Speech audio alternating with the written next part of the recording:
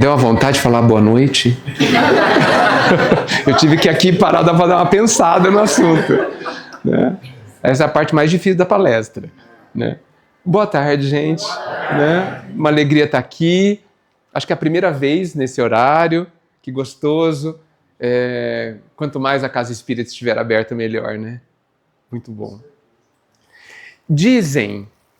Não, antes de falar isso... como essa música envolve a gente também, né? É um ótimo jeito de começar uma tarefa na Casa Espírita, né? É realmente muito tocante, muito, muito bom. Dizem, alguém já disse que de perto ninguém é normal, né? Então eu vou falar uma coisa meio anormal de mim, para começar, que tem a ver com o tema, é claro. Né? Eu sou uma pessoa que eu não me impacto muito, olha só que curioso, diante de alguns sofrimentos das pessoas. Depende do sofrimento que eu percebo na pessoa, eu não fico muito impactado. Não é que eu me coloque indiferente, não, isso é bobagem, não. Mas não me dói. Mas quando eu vejo que a pessoa está sofrendo e ela se considera menor, quando ela está com medo, isso me abala. Você vê que eu também sou meio estranho, né? Quando eu vejo que a pessoa está na sua dificuldade, está lá no seu sofrimento, no seu processo, mas está de pé, não de pé fisicamente, mas está firme, querendo ir em frente, querendo descobrir como, que ela não está se achando a última das pessoas, quando ela não está se achando abandonada, quando ela não está se achando... Eu fico bem.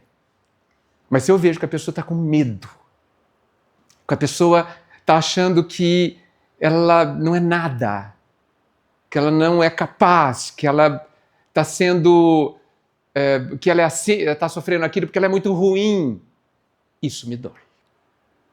Isso me entristece, isso me dói.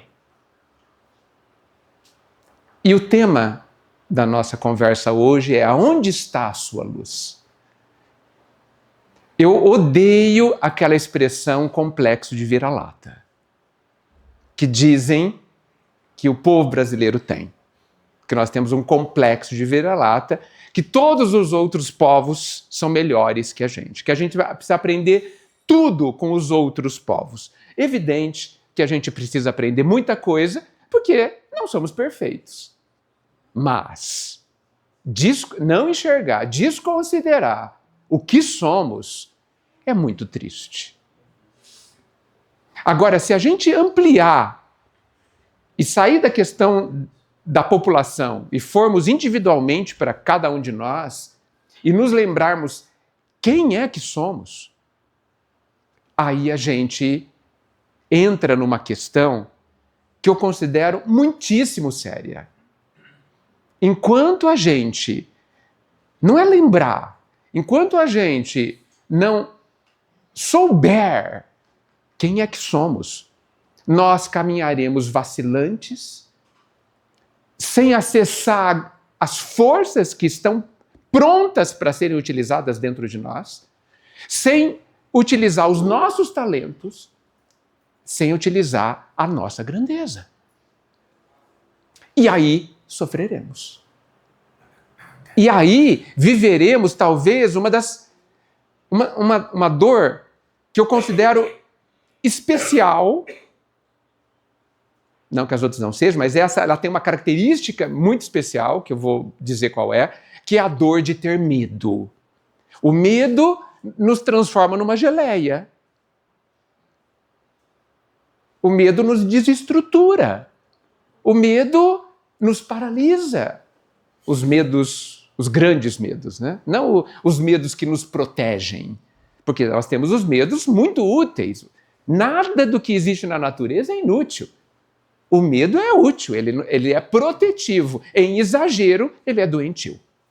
Em exagero, ele nos trava, ele bloqueia que a nossa grandeza entre em ação, as nossas forças, os nossos talentos, a nossa inteligência entre em ação.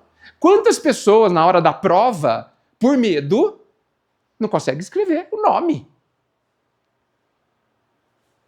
Né? Eu estou muito ansioso. A ansiedade é medo. A autocobrança tem medo no meio. Essa prova, esse evento me traz muita responsabilidade. Ok, medo da responsabilidade muitas vezes. Então, o medo, por isso que eu chamo de especial, ele é uma dor nesse aspecto. Ele é especial porque ele desestrutura nós movimentarmos dentro de nós muita coisa que a gente sabe, muita coisa que a gente tem pronta, muita coisa que recursos que a gente pode utilizar, e o medo bloqueia essa utilização. O medo que muitas vezes eu vejo, não o medo básico, mas esse medo do processo, medo da vida, medo do que está acontecendo, esse medo que tira essa possibilidade de superação, muitas vezes, a ponto da gente ver que a pessoa se paralisa e que ela se sente inferior e incapaz, isso me machuca. Isso, mais do que todas as outras coisas. Eu acho lindo, desculpem a expressão, aí vocês vão ver que eu sou bem estranho mesmo, né? Eu acho lindo ver uma pessoa passando por um momento muito desafiador e confiante. Confiante nela. Especialmente em si mesma. Não que não confie no pai, mas confie no pai, mas também confie em si. Porque confiar no pai, gente, convenhamos, é até fácil, né? Nós estamos confiando no ser perfeito? Fácil. Qual o problema de confiar no pai? Nenhum. Ele não tem nenhum problema que impeça a gente de confiar. Se a gente não confia, é um problema nosso. Agora, confia num ser imperfeito. Num ser que tem alta possibilidade de errar. Mais difícil, né? E aí, por isso que é difícil confiar em si mesmo. Porque confiar em si mesmo não é confiar que a gente vai fazer certo hoje. É confiar que a gente é capaz de aprender a fazer o certo. Isso é confiar, gente. Porque eu não posso esquecer que eu não estou pronto. Eu estou aprendendo a estar pronto. E eu preciso confiar na minha grandeza, porque se eu não confiar na minha grandeza, eu não vou aprender. Aí não tem jeito. Aí não tem futuro. O futuro não será bom se eu não confiar em mim, na minha capacidade de aprender. Então, eu considero uma tragédia quando eu não exploro o que eu sou, quando eu não confio em mim, quando a pessoa não confia nela, quando ela acredita que não tem jeito. Quando, no final das contas, quando ela não vê esperança. No fundo, estamos falando de não ver esperança. Quando eu não acredito nem na caminhada. Se eu não acredito na caminhada, evidentemente não tem sentido nenhum caminhar. Perda de tempo. Não vou nem tentar. Não vai dar certo. Como você sabe? Como você sabe? Gente, vou contar um exemplo para vocês verem que nós não temos informações suficientes para avaliar certas coisas. E mesmo assim a gente avalia. Eu fazia estágio na APAE, em Bauru, e tinha uma psicóloga responsável pelo setor, e eu estava ali fazendo estágio. E tinha uma senhora, 33 anos, que, acho que é isso, que tinha sofrido um AVC e o lado direito totalmente imobilizado. Um mês depois, outro AVC, o lado esquerdo totalmente imobilizado. Daqui para baixo, imobilizado, daqui para cima, perfeito. Raciocínio normal, fala normal, mas daqui para baixo, mal se movia. O filho, de 12 anos, trazia de cadeira de rodas para fazer fisioterapia e ser atendida pela psicóloga. Né? Tinha 4 filhos. Os filhos homens, começaram a cuidar dela. Tomava banho, dava banho, comida, limpava a casa. Os filhos. E ela, por 1 ano, indo semanalmente a pai, depressiva, triste, minha vida acabou, não vou ser mais feliz, não há mais nada a fazer. 1 ano, nenhum progresso, nenhum indício, nenhum pontinho de esperança para a gente se agarrar. Todas as intervenções feitas redundaram inúteis. Qualquer coisa que se falava, ela refratária, não, minha vida acabou. A senhora tem que fazer mais exercício, porque isso vai melhorar. Se a senhora insistir, a senhora fica na cama, tenta mover o braço, tenta mover o dedo, né? Para que o cérebro encontre novos caminhos para manejar o corpo, porque o corpo dela estava perfeito. Era um problema neurológico. Não. Ficava sem fazer nenhum esforço de mudança. No meu último dia de estágio, ela chegou, trazida pelo filho, chegou com a mesma carinha, e quando a psicóloga perguntou se ela estava tudo bem, sim, inclusive eu decidi que eu vou andar. A psicóloga quase chorou. Eu não sei quando, mas eu vou. Eu vou entrar nessa sala, nem que seja de bengala ou de muleta, mas eu vou entrar e eu vou andar.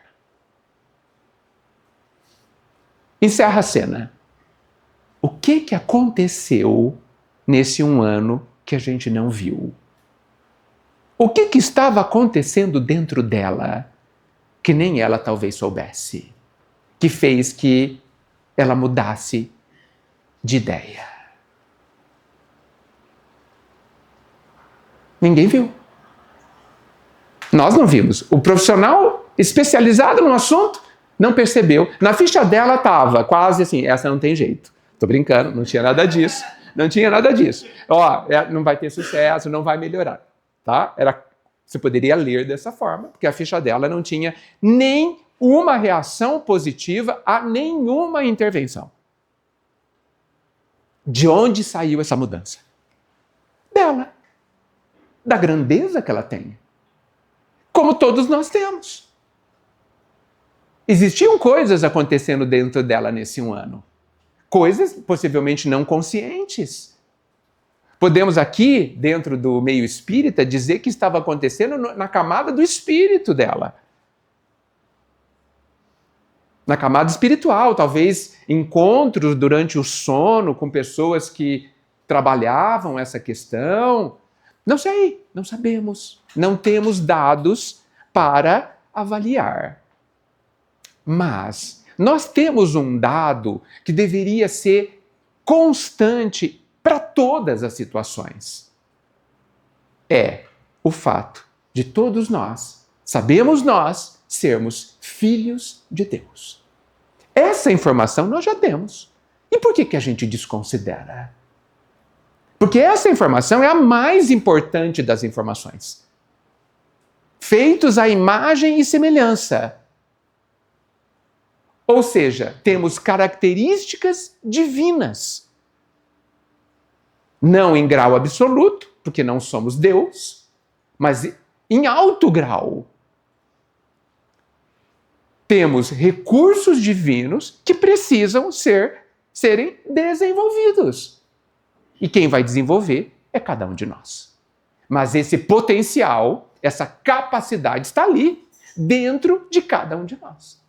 Então, é um erro tremendo você olhar para a pessoa e falar, essa pessoa não tem jeito. Essa pessoa não vai melhorar. Quem pode dizer isso? Ninguém. Porque não é uma verdade.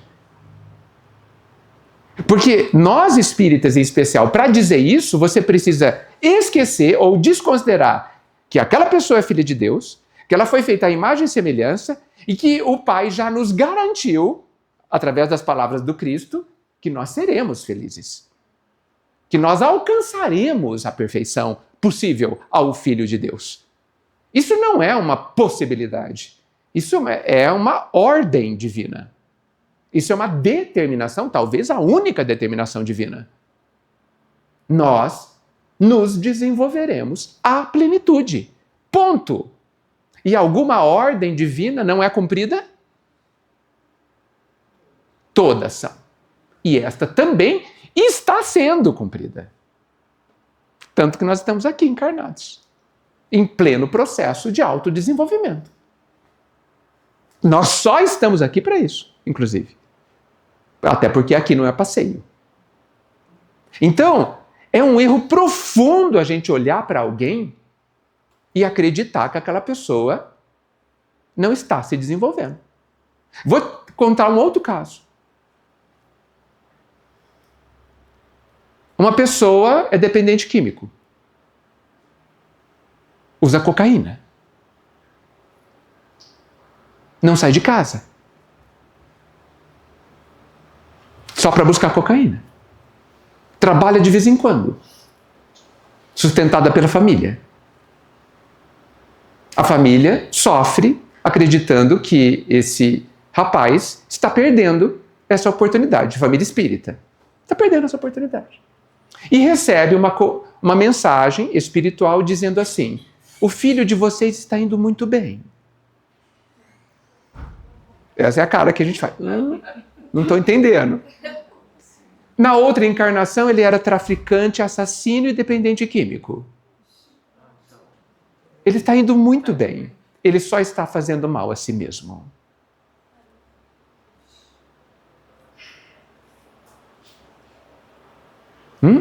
E aí? Esse rapaz, como cada um de nós, estamos indo muito bem. Por quê? Porque todas as situações da nossa vida são convites. Alguns convites são bem poderosos ao nosso desenvolvimento. Ah, mas eu estou sofrendo. Sim, você está. Por quê que a gente sofre? Porque a gente não entende, porque a gente não quer entender, porque a gente não quer viver aquilo e porque é difícil mesmo. Então, somando tudo isso, a gente chora. E é assim que é. Por quê? Porque a gente está aprendendo.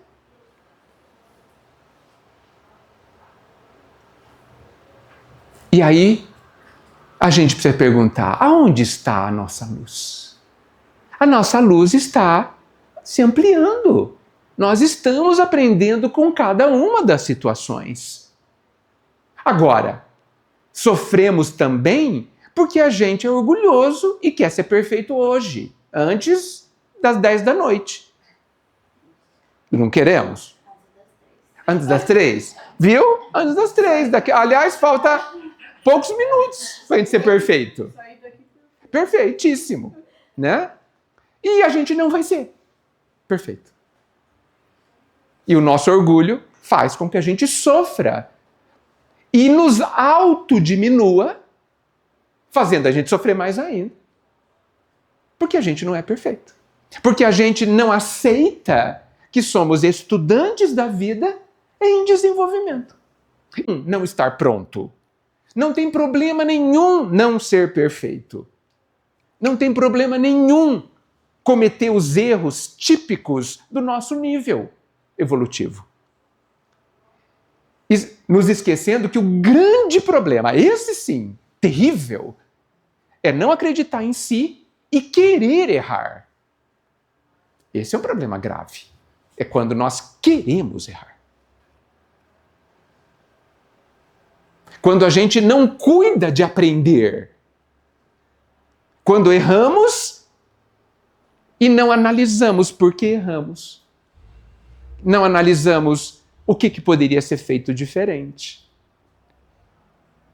Aí sim. há perdas. E aí o erro vai ter que acontecer de novo. Para quê? Para que a gente se decida em algum momento a analisar aquilo como um convite à melhoria. Ao invés de ficar falando, eu sou assim mesmo, né? Eu não aprendo mesmo, eu sou mau mesmo, eu sou ruim mesmo, né? Eu não mereço mesmo. Aí a gente está, não digo apagando a nossa luz, porque isso não é possível, mas a gente não está... Oi? Isso, a gente não está aberto a este crescimento. E quando a gente não está aberto ao crescimento, a dor é convidada a nos ajudar. Porque a dor é capaz de nos tirar do lugar. Certo, gente? Né? Basta uma leve dor de dente, inclusive, a gente sai correndo para o dentista. Tá certo? Uma leve dor de dente. Né? Mas tudo isso, a grande... o que de fato dificulta é nós não valorizarmos quem somos. Não olharmos, não acreditarmos que existe uma luz dentro de nós, uma grandeza dentro de nós. E sim, um desvalor, né? Vivemos quase que todos nós escravos do nosso complexo de inferioridade, né? Dessa ideia que a gente colocou forte dentro de nós e precisa retirar, de que só porque a gente erra, a gente não tem valor. Não é? Por quê? E por que a gente acredita nisso? Porque a sociedade pensa assim. Não se esquecendo que nós fazemos parte da sociedade e também contribuímos com isso. Mas o pai não pensa assim e não age assim. Os nossos erros não diminuem, não abalam, não mexem com a nossa grandeza nem com a nossa luz. Porque, vejam, quando eu falei sobre o caso do rapaz dependente químico, nós estranhamos que ele está indo bem porque a nossa perspectiva é materialista. A nossa perspectiva é de quem tem uma vida. E se ele tem uma vida, se nós temos uma vida, ele está perdendo a única vida que ele tem. Mas se esse é um dia na vida dele, ele está perdendo um dia. Ou não, nem perdendo está. Ele está num processo de um dia que vai se desdobrar em outras experiências nos próximos dias. Porque a gente não olha nem para o passado e nem para o futuro nesse instante. Mas nós não somos seres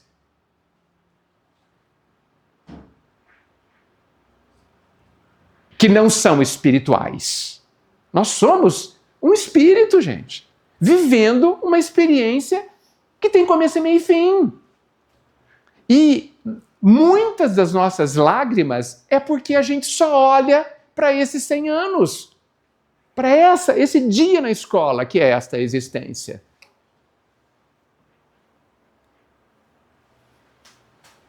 E sofre porque não enxerga mais distante. Ignorando uma realidade que eu não sei mais como a gente pode negar. Nós somos um ser imortal. E isso muda tudo. Muda tudo. E isso diminui as nossas lágrimas. Nós não precisamos sofrer tanto por conta de algumas ocorrências típicas da vida encarnada e que não são relevantes na ótica da imortalidade. Nenhum erro mais é irremediável. Todos os erros têm remédio. Porque eu vou ter todas as oportunidades necessárias para aprender a ser perfeito. Isso muda tudo. E o que é melhor, isso incentiva a nossa luz a brilhar. Porque abre o horizonte. Eu errei, eu vou poder consertar, vou, que delícia! Eu vou poder aprender, vou, que ótimo! Eu vou ser perdoado um dia por fulano? Vai. Não tem jeito. Eu vou poder ajudar aquela pessoa que dessa vez eu escolhi não ajudar? Vai. Eu vou reencontrar a tal pessoa? Vai. É que a gente vive voltado para viver essa vida do lado de fora. A vida do lado de fora parece tão real. Tão real. Sair, trabalhar, não sei o quê, pagar conta aqui. Para que todos ouçam, ela diz que a gente vive do lado de fora e a vida de fora é tão real. Ela parece real. Lembra o dito popular, um dos poucos que eu concordo, porque eu não concordo muito com a voz do povo e a voz de Deus, não. Né? Senão Deus tinha vários problemas. Né? Mas um dos poucos que eu concordo é: as aparências enganam. O problema é que a gente é aquele ator, né? E nós somos atores aqui, cada um está vivendo o seu personagem, que a gente fica tanto tempo dentro do personagem que a gente esquece quem a gente é. E a gente pensa que a gente é o personagem. E a gente esquece que a gente vai sair do personagem e voltar para casa, que é o desencarne. Né? Então, por isso a necessidade, por isso que é uma bênção a nossa proximidade com a espiritualidade, com os espíritos. Para que a gente se lembre de quem a gente é. Espíritos. Que estamos aqui, usando um uniforme de estudante para estar nessa escola. Essa é uma perspectiva que a gente devia fazer algum tipo de exercício para aumentá-la ou para mantê-la permanente. Sabe? Escrever lá no espelho do banheiro: eu sou imortal. Sabe? E, gente, isso não é brincadeira. Eu acho que devia escrever mesmo. Deixar um recado no celular todo dia, às 9 da manhã. Ó, você é imortal, não se esqueça, antes de começar o dia. Por que não? Porque não pode lembrar disso a hora que a gente vem no centro. É pouco. A gente precisa lembrar disso. Por quê? Porque se eu me lembrar disso, eu entro nas situações da vida que é real, mas não tanto. Nessa vida aqui, de outro jeito. De outro jeito. Onde, assim, eu tenho que apostar tudo nessa situação. Não! Essa situação vai ter outra. Esse negócio que o cavalo só passa arreado uma vez, bobagem. O cavalo vai passar arreado quantas vezes for necessário. Não existe última oportunidade, gente. Isso não existe para quem é imortal. Eu só tenho essa chance. Mentira! Vai ter mais 20. Algumas melhores que essa, inclusive. Você percebe como isso muda toda a perspectiva? E isso reforça quem a gente é? Um ser de luz, mas que não sabe brilhar. Nós somos uma estrela que não sabe brilhar. Nós não somos uma pedra fosca, sem brilho. Nós somos um diamante que está sendo lapidado, e aí vai brilhar, e o pessoal vai falar: meu Deus, que coisa mais linda. Como a gente fala para um Cristo, quando a gente fala para um Chico, que ainda não é um diamante puro, mas já brilha bem. Nós somos iguaizinhos a eles. Só que a gente nasceu depois, né? A gente é mais novinho, e não deu tempo para a gente ser lapidado, aprender tudo. Só começamos depois. Nenhuma diferença nos separa do Cristo em termos de possibilidade e de capacidade. Nenhuma. Ele mesmo declarou isso. O que eu faço, podereis fazer muito mais do que eu. Hoje, não. Quando a gente se desenvolver. Então, aonde está a nossa luz? Por que a gente não acredita nela? Eu insisto, eu sei por quê. Porque nós estamos todos doentes. E essa doença tem um nome, chama culpa. E nós precisamos nos curar dela. Nós precisamos matar essa culpa. Já demorou para ser enterrada. Só que a gente gosta dela. Por isso que ela não quer ir embora, mas a gente também não ia deixar se ela quisesse. Né? Porque a culpa é confortável. Nossa, Edgar, o que é isso? A culpa é confortável? Me explica. Porque ela dói tanto, ela é tão terrível. Sim, mas ela nos mantém acomodados. Não mantém? Por quê? Aquele que é culpado não precisa resolver mais nada, até porque é incapaz, né? O culpado é inferior. Se considera inferior. Então ele não vai conseguir resolver nada. Não é cômodo? Bem cômodo, né? É como o aluno falando para a professora assim, não, professora, pode desistir, tá? Eu não vou conseguir fazer essa conta. Eu sou muito burro. Eu sou muito inferior, tá? Não vai conseguir. É isso que nós estamos falando para a vida, que é a grande professora, a grande mestra de todos nós. E a vida fala assim, não vem com essa história não, tá? E eu vou continuar te dando essas tarefas até você acordar, até você se curar, até você se convencer que você é capaz, até porque não vai ter jeito. Porque eu vou fazer pressão em cima de você. Essa pressão se dá pela dor.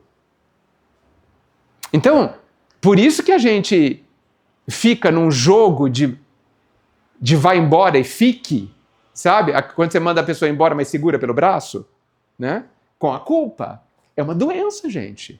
Um ciclo e um círculo vicioso, aonde a gente, às vezes a gente quer que ela vá embora, a maior parte do tempo quer que ela fique. Então ela fica. Porque ela é produzida por nós mesmos.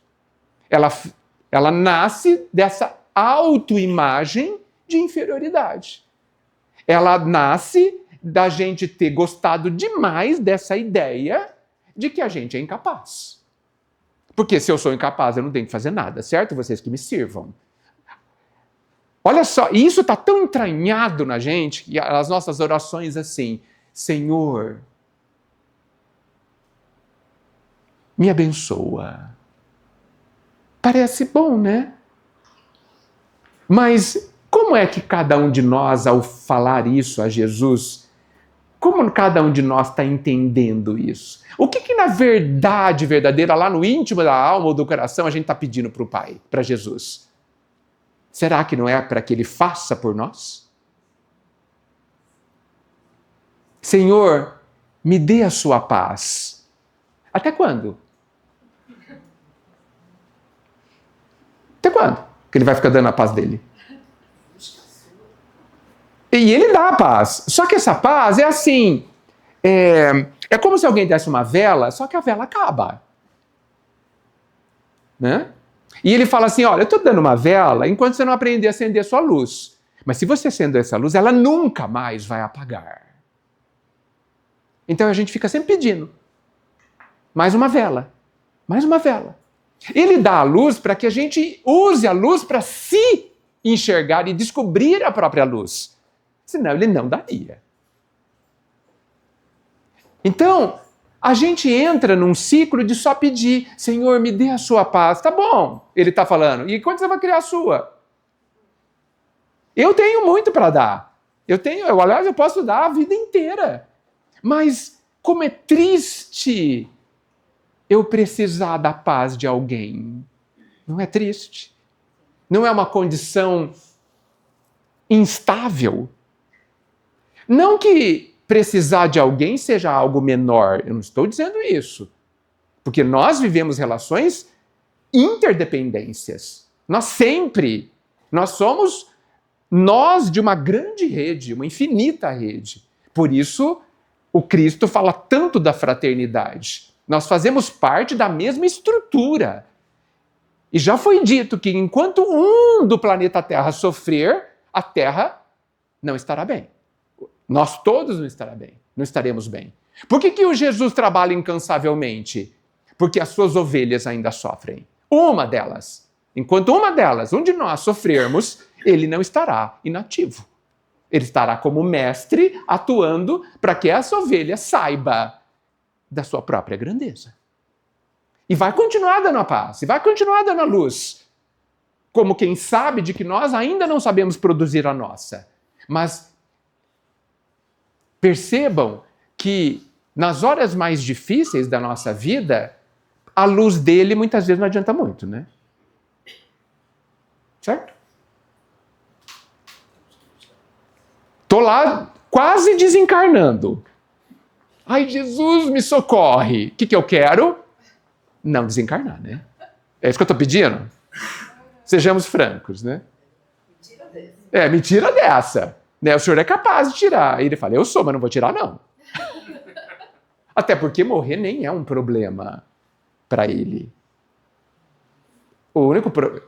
Nós que temos um problema para morrer. Porque a gente ainda acha que morrer é um problema. Que morrer é uma coisa ruim. A gente não quer entender que morrer é voltar para casa. Que morrer é se libertar. Como que a criançada sai a hora que abre os portões do colégio? Correndo. Ninguém sai triando, não, eu queria ficar hoje aqui. Ninguém, eu não conheço criança que faz isso. E a gente que fala, não, eu queria ficar aqui mais preso mais um pouco nesse corpo que está apodrecendo. Tem algo errado nisso, né? Então, nessa hora, na hora das dificuldades, nas nossas dificuldades, a hora que a gente pede a luz, ele dá a luz. Mas aí ela não é suficiente. Por quê? Porque eu preciso da minha. Eu preciso da minha paz e da minha luz. O objetivo da vida é que ela cada vez mais ela se acenda mais um pouco, essa paz se aumente mais um pouco. Porque imagina você ter a sua paz, gente. Que coisa fantástica deve ser. Eu poder viver quase todas as situações e falar, tá tudo bem. Tá tudo bem. Eu estou entendendo. E eu sei quem eu sou. E eu sei que nem morrer eu posso. Eu sei que eu não estou desamparado. Nem por Deus e nem por mim mesmo. Porque dentro de mim tem tesouros que eu desconheço. Como dessa senhora de 33 anos, que não sabia que ela podia andar. Até que ela falou, eu vou andar. Gente, alguém vai segurar essa senhora? Alguém vai impedir dela andar? Não há pessoa nesse mundo. Porque somos nós que nos limitamos a nós mesmos. E somos nós que criamos as próprias asas para a gente voar. Ai, a vida me fez assim. Não, a vida não te fez nada. Não, a vida me fez ficar triste. Não, não fez. Foi você que escolheu ficar triste diante dos acontecimentos da vida. Que todos eles têm um só objetivo: fazer a nossa luz brilhar. Como é que a chama do fósforo se acende, gente? Vamos lembrar? Eu pego o fósforo e eu esfrego numa superfície lisa ou bem áspera? Áspera, né? Deve doer, né? Se a gente perguntar para o fósforo, e se ele pudesse falar, fósforo, a hora que eu te esfrego assim, lá dói. Ele deve falar, nossa, você arranca pedaço de mim até. Ah, mas depois tem uma luz? Tem. Oi? Tá certo, gente? Então, o que a gente chama de dificuldade da vida é o Pai riscando o nosso fósforo para que a luz acenda. Mas esse fósforo, que somos nós, resolvemos ficar triste. Resolvemos achar que estamos sendo punidos. Resolvemos achar que o Pai nos abandonou. E a gente até sabe por que ele nos abandonou. Vocês não sabem? Eu sei. Porque a gente não presta para nada, gente. A gente só faz coisa errada. Olha, eu vou lá no centro, eu ouço que eu tenho que ser bom, aí eu viro a esquina ali, eu chuto o cachorro. Ou eu xingo fulano, eu critico não sei o quê. Nossa, é claro, que Deus vai gostar de mim? Que Deus vai cuidar de mim?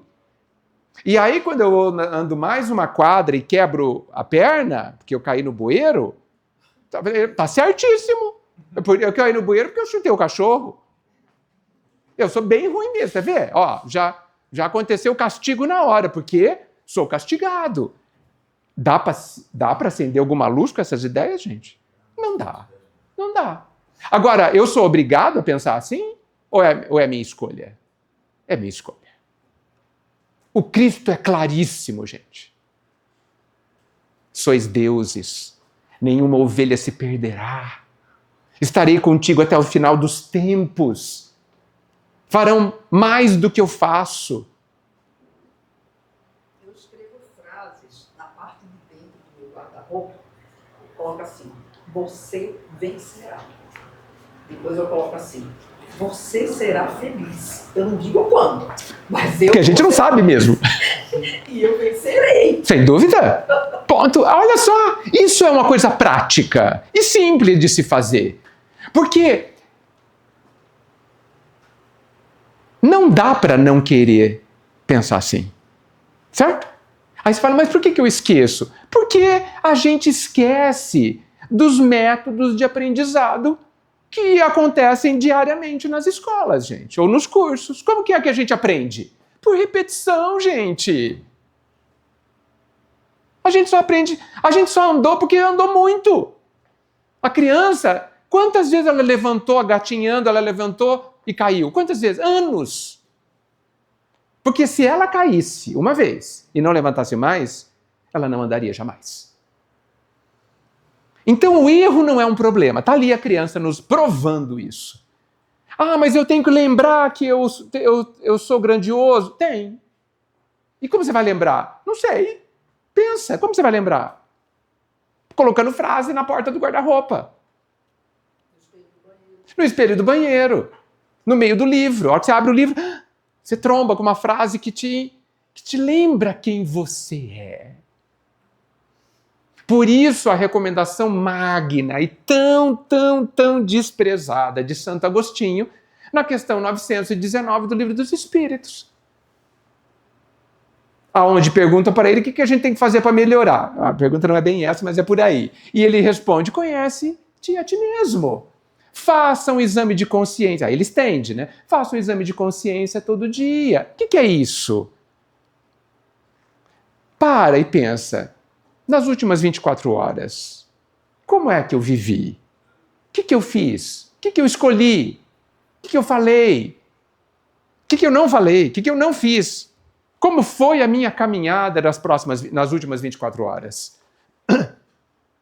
Quem faz isso está interessado em melhorar. Vou dar um exemplo, bem humano. Digamos que eu sou um funcionário de uma empresa. Aí eu falo para todo mundo que eu quero ser o melhor funcionário, que eu quero melhorar. Né? Quero ser promovido, quero ganhar mais dinheiro, melhorar. Tá.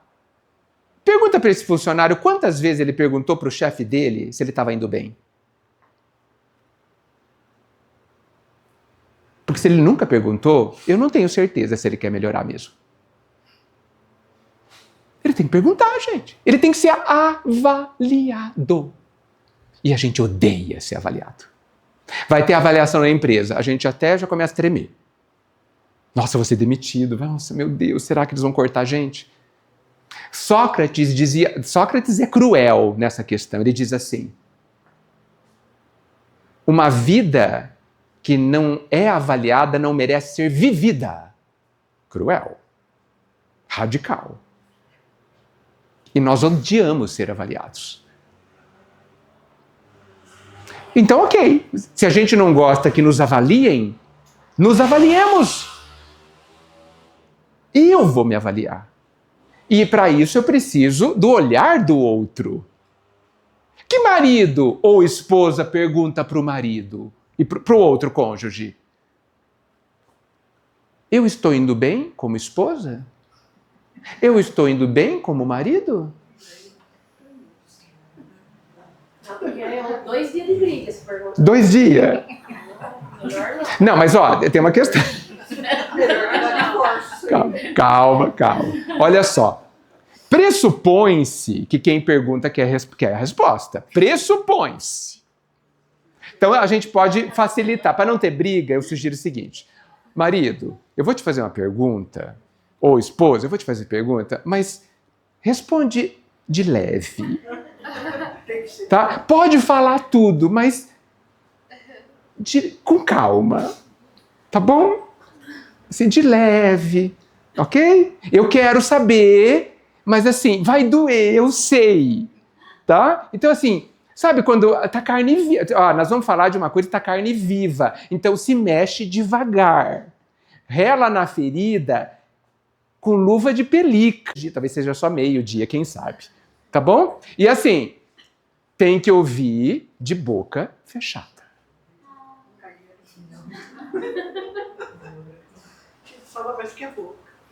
Não, porque assim, você pergunta para ouvir, não para falar. Não, não pode. Então, veja, uma hora importante, uma hora perigosa. Eu sei que é perigosa. Mas assim, eu quero fazer certo ou não quero? Se não quer, não pergunta. Deixa quieto e aí a gente vai ouvindo no meio do dia mesmo. Tá? De vez em quando. Tá? Eu acho que é pior. Eu prefiro me preparar para ouvir, depois ir chorar no banheiro, escondido, do que, tá certo? Ficar vermelho na cozinha.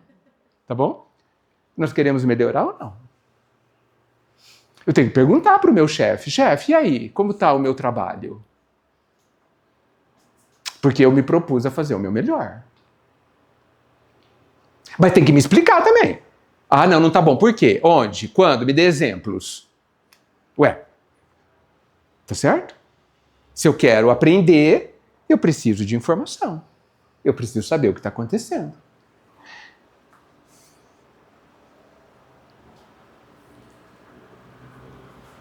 Isso serve para tudo. Aqui na Casa Espírita, né? Agora, não sei quem é o presidente da casa, né? O presidente tem que perguntar: e aí, gente, estão indo bem? Quem faz atendimento fraterno: e aí, gente, estão indo bem? Quem dá passe: e aí, gente, estão indo bem? O dirigente da reunião mediúnica: e aí, gente, grupo, alguma coisa para eu melhorar? Por que não? Que tal a gente lembrar de como é bom aprender? De como a gente se sente quando a gente aprende alguma coisa. Fala: nossa, aprendi isso, que legal. Será que a gente esqueceu disso? Porque a vida é uma escola, gente. A vida é só para a gente aprender a brilhar a nossa luz e a ter paz. No fundo disso, aprender a amar, né? Que é o resumo de tudo. Termino perguntando de novo para cada um responder para si mesmo. Aonde está a tua luz? A tua luz está dentro de você. Mas onde? Porque nós somos imensos, gente. Nós somos o universo. Aonde está a minha luz? Que olha para mim mesmo e, se não gosta do que vê hoje, sabe que amanhã nós seremos uma estrela brilhando. Já somos uma estrela.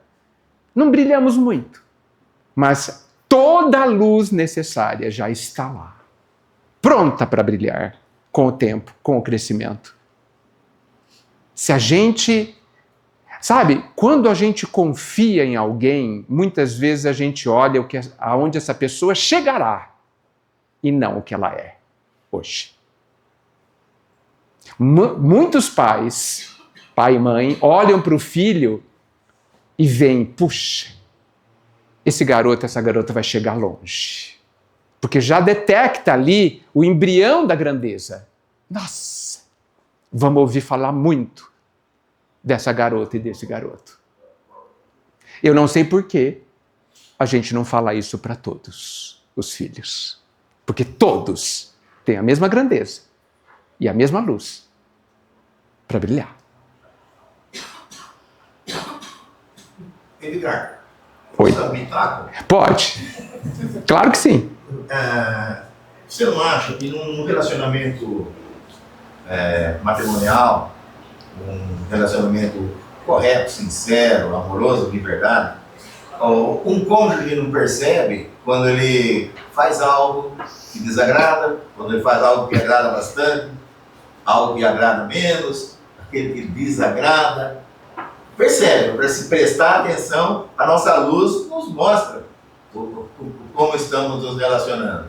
Então, às vezes nem é necessário fazer a pergunta. Você tem razão. Tem razão. Até porque muitas vezes o outro deixa bem claro que está descontente. Não é? A gente que fecha os olhos. Sim, só que eu acho... Essa é uma camada importante, não tenha dúvida. Acho que se a gente estiver suficientemente atento ao outro, nós vamos saber ter algumas informações. Mas não podemos pensar, acredito eu, de que não tenha uma área cinzenta, uma área que a gente não perceba. Porque, veja, eu só consigo perceber mediante o que eu tenho dentro de mim. Eu não consigo perceber se, por exemplo, talvez, se...